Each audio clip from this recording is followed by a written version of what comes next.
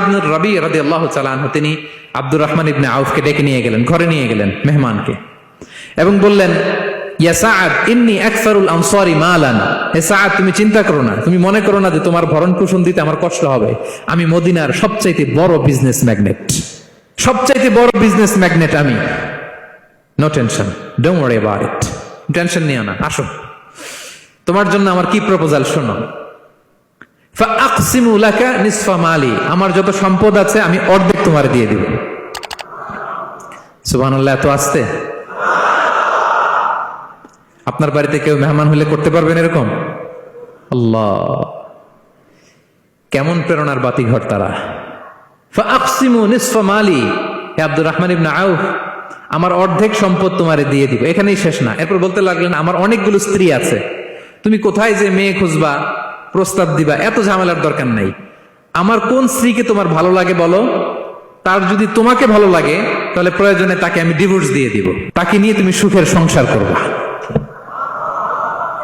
আল্লাহু আকবার, আল্লাহু আকবার। অর্ধেক সম্পদ দিয়ে দিব, আমার একাধিক স্ত্রী আছে, কাউকে যদি তোমার পছন্দ হয় এবং সেও যদি তোমাকে পছন্দ করে, প্রয়োজনে তাকে ডিভোর্স দিব। New life, new career, just go on. আমরা এই সুযোগ পেলে কি করতাম? সাথে সাথে অর্ধেক সম্পদ নিয়ে নিতাম, ঠিক কিনা? আব্দুর রহমান ইবনে আউফ, প্রেরণার বাতিঘর, উনি কি করলেন? উনি বললেন, লা হাজাতা লি ফি যালিক। আমার ভাই, তুমি যে বলছো, এ সাআদ ইবনে রবি, তুমি যে এত চমৎকার প্রপোজাল দিয়েছো, এতেই আমি খুশি। তোমার কোনো কিছুর আমার দরকার নাই। বারাকাল্লাহু লাকা ফি আহলিকা ওয়া মালিক, আল্লাহ তোমার সম্পদে বরকত দেখ, আল্লাহ তোমার পরিবারেও বরকত দেখ। তবে একটা কষ্ট করতে হবে, সেটা কি? আব্দুর রহমান ইবনে আউফ বললেন, দুল্লানি ইলা সুক, just show me the way to market. মদিনার বাজারটা কোথায় এটা একটু দেখায় দাও। আমি নতুন, ইলা সুক, just show me the way to market of Medina. মদিনার বাজারটা কোন রাস্তা একটু দেখায় দাও। আল্লাহু আকবার। সাদ ইবনে রবি বললেন, এই তো মদিনার বাজার। উনি যে কিছু ঘি কিনলেন, পনির কিনলেন, কিনে বিক্রি করলেন, প্রফিট করলেন। ওই প্রফিট দিয়ে আরো বেশি করে কিনলেন, আবার বিক্রি করলেন, প্রফিট, আবার বিক্রি করলেন, প্রফিট।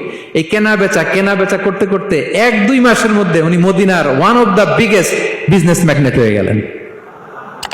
আল্লাহু আকবার। কি হাড় ভাঙা পরিশ্রমই না তারা করেছেন।